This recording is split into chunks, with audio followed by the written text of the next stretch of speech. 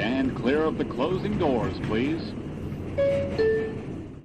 Welcome to Subway Sports Talk. My name is Peter Kennedy, and I'm your host. Thank you so much, as always, for tuning into SST on Apple Podcasts app, Spotify, and on YouTube. Joining me today to talk about the New York Knicks on an 8-game goddamn winning streak is Pat Boyle. Pat, you did not mush the Knicks today.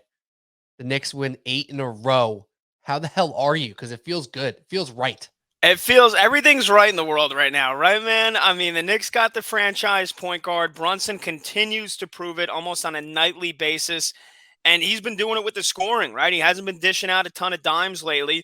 The assists have actually been a little bit down, but my God, man, 8 wins in a row. The greatest thing Tom Thibodeau did in his coaching career, in his Knicks coaching career so far, and I tweeted this, was sending as much as I love him, D Rose, Cam Reddish, and Fournier into the nether realms, and then altering this starting lineup, playing Deuce McBride, giving Q Grimes 30-plus minutes a night.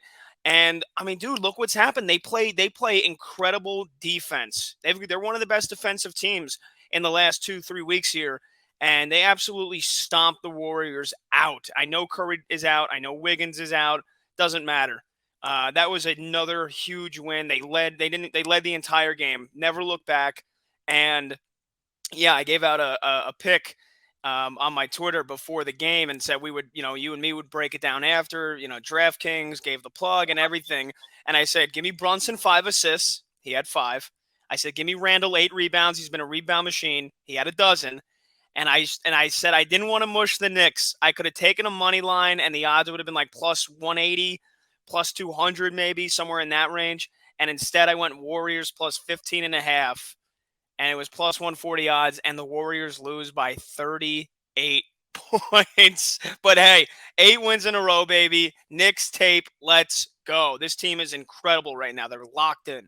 That was an anti-mush, if you will, right? Like you actually went so far the other way that you anti-mushed them. A little reverse psychology, locked in the Knicks for the win in that game. But no, you make some great points. Obviously, the big thing we're going to talk about at some point in a couple minutes here is how the rotation changed, and so did the entire vibe around this team. But one thing I keep texting my buddy Alec about with the Knicks here, where we don't want to get too excited, too worked up with some of these wins here, but we also want to be proud of what we're seeing on the court, night in, night out now for 8 games in a row. 2 years ago, when this team made their run to the 4 seed and had this town buzzing and caring about the New York Knicks and basketball for like an entire season into the playoffs, which is amazing. They consistently took care of business, right? They beat the teams that they were supposed to beat. So I don't want to hear a lot of the negativity about, oh, they're beating bad teams. Oh, they're just beating people who they're supposed to beat. That's something that the Knicks did not do for a really long time. So when they're consistently beating teams, whether it's the 6th ranked team in a conference or the 12th ranked team in a conference, I don't care. That is an absolute necessity for them to hang around in this conference, because we're also going to talk about some of the competition that they have in the Eastern Conference right now, just right now, not in the past month. This is currently right now. The Knicks have an 8-game win streak. Right above them are the Sixers, Nets, and Cavs in the Eastern Conference standing. The Sixers have a 5-game win streak. The Nets have a 6-game win streak. And the Cavs have a 4-game win streak. Cavs and Sixers won 7 out of 10. Nets won 9 out of 10. So if we're going to sit here and complain about the Knicks only beating teams that they're supposed to beat for the most part, then we're going to have to say that about all the teams, right? So I don't care. I don't want to hear that. I am happy with the Knicks winning, whether they're playing the Milwaukee Bucks or the Detroit Pistons. Wins are wins, especially when there's so many positives happening from every single player in this rotation on a seemingly night in, night out basis. And dude, I mean, look, the day, this December 3rd, when they gave up 41 in the third quarter to the Mavericks and looked like it was a total fucking disaster. It was Mess. the same problems that we've been screaming about under Tibbs for the last 3 years. They come out of the halftime break and they look like they went into the halftime and got fucking hammered, like liquored up, and then they came out and decided to play the third quarter of basketball. That's what this team had looked like this year at times, 2 years ago at times, last year so many times, and it was like, what happened in the halftime locker room? Like, what is Tibbs doing? What is he saying? What are the or what are the guys doing? What are the players doing that they think they have a game in the bag? And that was the last ugly basketball that I've seen from there's been a couple small stretches, but it's hard to pick out any when you're on an 8-game winning streak. But after that, a day later, back to back, they play the Cavs. They hold them to 81 points. That was just a defensive masterclass. And I think something clicked in the third quarter of that Dallas game, because I think that was at the time when Tibbs had only started to make the rotation changes. And then, I mean, dude, they found their gel. They found their chemistry, held Atlanta to 89, held Charlotte to 102, Sacramento to 99, the Bulls to 91, Pacers to 106, and the shorthanded Warriors to 94. So, I mean, look, the thing is, and I know you say you don't want to get too caught up, but this is an identity that this team has finally grabbed a hold of now. And this is something that you can play night in and night out. It's what has made the Boston Celtics a top tier, elite team, is the defense. The defense is there on a night to night basis. It's not like the Knicks are getting red hot from three and they're hitting, 17, 18 threes a game. They're one of the worst 5 teams in 3-point percentage in the NBA. They don't shoot the 3 ball well. But when you play such great defense and you got guys like Grimes that is a great on-ball defender. You got Deuce McBride coming off now, finally getting meaningful minutes, what we've been screaming about for the last year. Coming in and making a difference. Jericho Sims, that's a guy I don't want to get caught in a fucking dark alley with if you're not his friend, because my God, he is a brick shithouse. Guys like that have changed the identity of this team. And then you got the big 3 that have started and played every single game together this year. Brunson, Barrett, Randle. Barrett's still got a lot to work on as a fan. And, you look at him in year, 4 now, compared to where he was in the beginning of his career. There's still a lot that needs to improve. But, again, that's, I feel like I'm grasping for straws at this point now and looking for things to pick out about this team that need to improve. And Brunson said it in the post game, on Tuesday night when they beat Golden State, and Jared Greenberg's like asking him, he's like, "Oh, is this everything you dreamed of?" And he goes, we need to keep stacking wins, right? We got a lot to improve on. And he's like, "Well, what do you need to improve on?" And Brunson goes, "Everything." So yeah, I don't think this team has the mindset that, hey, we've won 8 in a row. Now we're one of the best teams in the East. Let's rest on our laurels and not play defense. But the 3 guys that you're looking for to do the scoring for this team, they're doing it, like 20 points each a clip on any given night. And then there's a night where you need Randle to step up and hit 30, 35. He did it. Brunson stepped up and went for 30 against the Pacers. So, I mean, look, man, I just want to ride this high as long as it goes, and bring on the fucking Toronto Raptors on Wednesday, a day later. Yeah, absolutely. And just to give some numbers there, over the last 8 games, all 3 of those players are averaging over 20 points per game. So we have, as I just clicked off my page here by accident, we have Jalen Brunson at 20.5 points per game, Julius Randle 25 points per game, and RJ Barrett just under 22 points per game. Brunson's shooting almost 50% from 3 over the past 8 games. This big 3 is actually playing like such. They're playing like a big 3. On top of it, Randle and Brunson both averaging near 5 assists. Brunson almost near 6. And that's just like, it's just what you need from those 3 if you want to be a competitive team. And then everything you get from Grimes is an absolute cherry on top. There's a reason why his name was brought up all summer when we're thinking about trading a big chunk of this team for Donovan Mitchell, or name the other star that was in the conversation, and nobody wanted to get rid of Grimes. This is why. Every team in the NBA would want Quentin Grimes on their team. Knockdown shooter, grinder on defense, good size, does everything correct. Love that he's finally healthy and a huge part of this rotation. He can't get enough credit. And another thing, I can't get enough of Mitchell Robinson, Pat. I know the counting statistics aren't going to be there all the time. And I know he flashed a little frustration on Twitter at certain points about him not always being utilized as an offensive threat. I don't care. This dude is an absolute difference maker on the court on both ends, because offensively, with the offensive rebounding, with the putbacks, with the lob threat, he's a force of nature. You call Jericho Sims a brick shit house. Mitch Robinson's right there. The 2 of them don't let any opposing side off easy with the mass, just the mass and energy that they bring to the boards every single game. And Mitch has been blowing me away this year. I think the health of Mitch, the health of Grimes, pretty much coincided perfectly with this team reaching that upward trajectory, right aligned with, removing Rose, Fournier, and Cam Reddish from the lineup here. So I'm all in with the energies right now around this franchise, and the Mitchell Robinson part of it makes me super excited too. Yeah, I mean, it just goes along with that defensive identity. And I know you mentioned, him flashing some frustrations at times on social media. Look, he can't shoot still outside of 10 feet. So when you Right. can't do that, you got to get your licks when you take them. There was a play today where I think it was one of the first plays, or it was in the second quarter. Brunson, again, just finds a way to get past the initial defender and penetrates the lane. He keeps doing it on a nightly basis. He's one of the best in the NBA at doing that. He's not going to be a deadly shooter, but his ability to get into the paint and force defenses then to rotate around and get out of position is what makes him so good. He did it again against Golden State, and then Mitch is right there. I think it was either Draymond or Looney had to switch over, and just a little no look underhand scoop pass. Robinson, easy dunk. I mean, those are plays that Mitch needs to feed off of, and he's got to make those. And if somebody comes over and hacks him, he's got to then hit his free throws, which, you look at his free throw numbers, 49%. Like, you got to clean that shit up. So I don't want to hear him talking, voicing frustrations about offense when you can't even make half your fucking free throws. So he has the ability to be a guy that can average 13, 14 points a game per night if he can hit free throws. So there's going to be a lot of Hacker Robinson's, moments, and there already are. But his not to take away from his defending, he's averaging 2 blocks a game. This is looking like early Mitchell Robinson, when we were like, holy shit, he exploded onto the scene, and we're like, this kid's going to be like the best defender, the best rim protector in the NBA. And then his defense kind of got away from him a little bit. I mean, you look at what he's done just the last couple of games here. 4 blocks against the Pacers, block against Chicago, 2 against the Bulls in the earlier meeting, 2 against the Kings, 3 against the Hornets.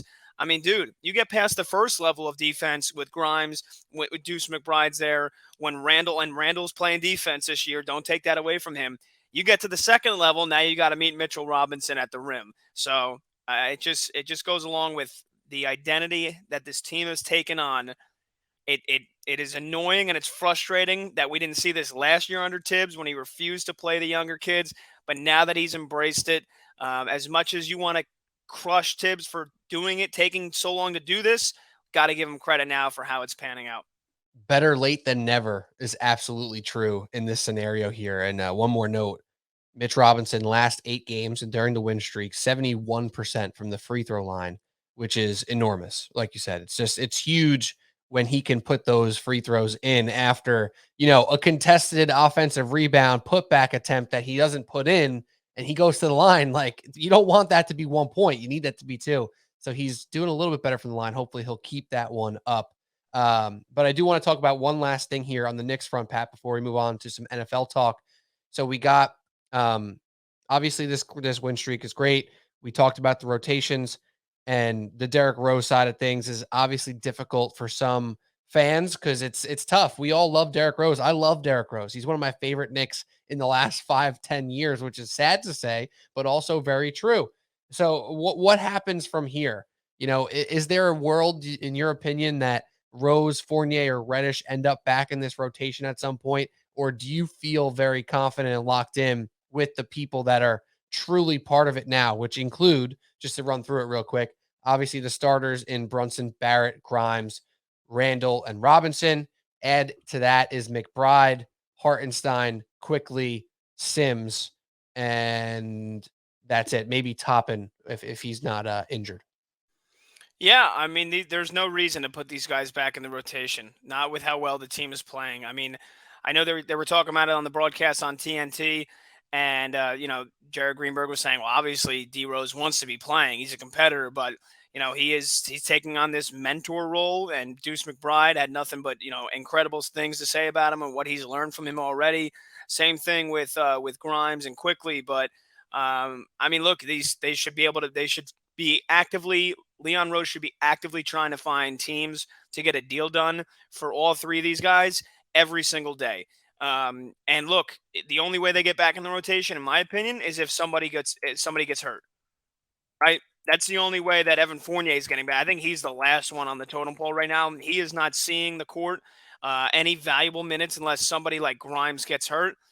And D Rose, I think if he's not, the only way D Rose is getting in is if Deuce McBride or Quickly or Brunson get hurt, right? One of those three Right. guys and have to miss, like a significant stretch of time.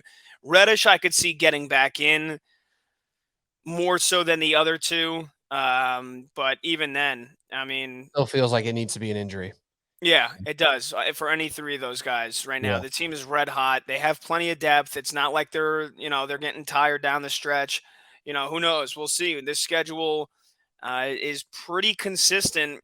Playing basically every other day once they hit tomorrow. Once they hit Wednesday the 21st, I don't think they play another back to back until the middle of January.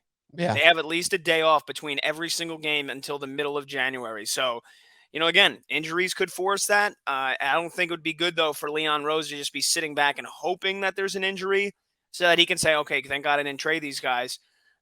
Because the longer they wait, the more that their values are going to decrease, Fournier, Reddish, and Rose. I'm sure that there's some team that could use those guys, teams that, where injuries are piling up. So I don't see him getting back in the rotation unless there's an injury. Yeah, and selfishly, I kind of want Rose to be around. Just I like his presence, and I do think that in a pinch of needing some veteran minutes at the guard position, he can still provide it. He could still provide it. I don't think he was like the number one part of the problem of why this team wasn't succeeding. So in spot moments, why not?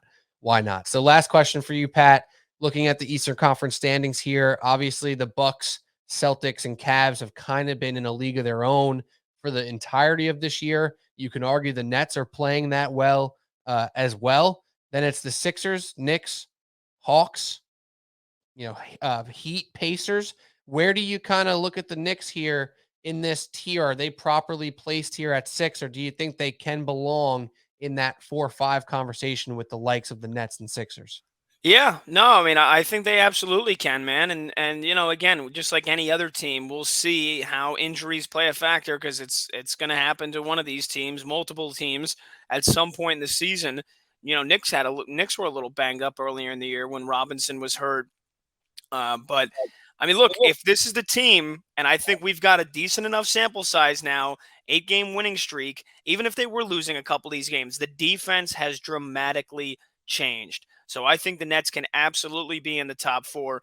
They're not going to get in the top 2, right? That's Milwaukee and Boston. I could honestly see a drop off with Cleveland. I can honestly see a little bit of a drop off. As good as they've been, and Mitchell has been incredible, I feel like his production right now is a little unrealistic to think that he's going to be averaging 26, 27 points a game the rest of the year. Allen and Mobley, tremendous front court. But, it just feels like that team, in my opinion, it feels like that team has performed a little bit above expectations. And I think we did a podcast when we previewed the NBA season. And I said, I think Cleveland could be really good. They could be one of the top 5 teams in the East. And they're doing that. They're 15-2 at home. They're not very good on the road. So, again, it feels like maybe an injury to that team. If Mitchell goes down for a couple weeks, if Darius Garland gets hurt for a little bit, it feels like they're one injury away from maybe having the wheels not come off, but hitting a bit of a rough patch. So I think Cleveland can easily hit a rough patch. The Nets, I mean, look, I still think they're a disaster waiting to happen. They're the only team hotter than the Knicks right now is probably the Brooklyn Nets. They've won, 10 out of 11? I still think disaster is waiting to strike that team at any moment. So Knicks can absolutely pass Brooklyn. And the Sixers, look, I mean, they started the season abysmally. They've been banged up with injuries, right? It was Harden at first, then now it's Maxey. Joel's continued to try to carry this team, but I mean, Philadelphia, they're no world beaters. They're not a top 2 team in the East. So yeah, I can absolutely see the Knicks getting a top 4 seed, and I think it is a legit realistic goal now to say that this team should and can avoid the play-in. They should be able to be a top 6 team in the East at worst. Which, frankly, I did not think was likely coming into the season. Yeah, and we said, look, we said this team's probably a play-in team, right? Maybe 8 or 9, but I mean, again, we weren't forecasting Tibbs to change the rotation and then the team to play, an elite level of defense. to do what we all were saying for him to do last year, right? Yeah. Who would have thought? Who would have thought? But obviously the Brunson side of things makes a big difference because he's been as advertised, and I feel hesitant to use that term as advertised because I think his advertisements were a little bit all over the place. Depending on who you ask, depending on what part of Nick's Twitter you're kind of intertwined with. Some people expected this 25 per game type of guy. Some people thought it was a huge overpay. And realistically, it was somewhere in the middle where he's not going to average 26 points per game. I've been saying that all along, that anybody who thought that is going to be disappointed. But if you watch him and see what he can do to keep this offense on track and consistently put up good shots when he's pressured or when they desperately need one, I mean, it takes so much pressure off Randle, and he's damn good at it. He's pretty damn efficient. A few notes here. Donovan Mitchell shooting 43% on 9 threes per game this year. So if you're talking about regression, that seems like it could be a part of it. Like 43% on 9 threes, that's ridiculous. Like Steph Curry can do that. Most other people cannot. So we'll see if that comes down to earth. He's averaging 29 points per game right now. Joel Embiid, which is just stupid. yeah, it's absolutely silly. So we'll see where he ends up because he could easily average 27, 28 points. Is he going to do it that efficiently? I'm not 100% convinced. We shall see. And then Joel Embiid averaging 33 points right now per game, just, putting that team on his back, which is something that, as impressive as it is, and as much as he might belong in that MVP conversation, do the Sixers want and or need him to be taking that much of a burden for this entire season? Probably not. Yeah, and again, Cleveland's been so good, and the reason I'm kind of targeting the Cavs here as a team that I think will drop off, even if they don't get hurt. They don't have a lot of depth, right? Like they are very starter reliant. They get good defense off the bench from guys like Chetty Osman and Isaac Okoro, but again, if Donovan Mitchell and Garland aren't doing the scoring for this team, I mean, you better hope that Allen can step up, that Mobley can step up, that Karis LeVert can step up. He's been very up and down with his shooting this year. They don't have the offensive depth. They got good defense coming off the bench. But again, if Mitchell's not going for 30 or Garland's not stepping up, like we had the 51-point game when Mitchell was hurt a couple weeks back. Like this team, again, they've only got one or two guys that are legitimately going to hurt you on a consistent basis. They're super tough in the front court, right? Mobley Allen, that's a deadly 1-2 defensive combo. But just to build off of that, if any Cavaliers fans are listening and saying, who's this fucking hater right now? So I backed it up. Yeah, absolutely. It's fair. And they did it last year. They fell off last year. They didn't have Mitchell last year, but they got banged up and they went from that top 4 seed to a play-in team. They have a much higher floor this year. You're not saying they're going to drop off to the 9 seed, but you're saying that in the realm of 3, 4, 5, 6, they're not a lock to be number 3, which I think is fair because not only are the Knicks on this streak, but the Nets are on their ass as well. It's going to be exciting, and I cannot wait to continue to watch this Eastern Conference and the New York Knicks team. So if you're listening, by the way, on podcast apps, stick with us. We'll be on to NFL talk in just a moment. But if you're on YouTube, click over to the next video. We're talking football. We're talking teams that are on their last licks here, last chance to save their season, as well as some quarterbacks who still have a whole lot to prove. So, Pat, good stuff on the Knicks. We'll talk some NFL in just a second.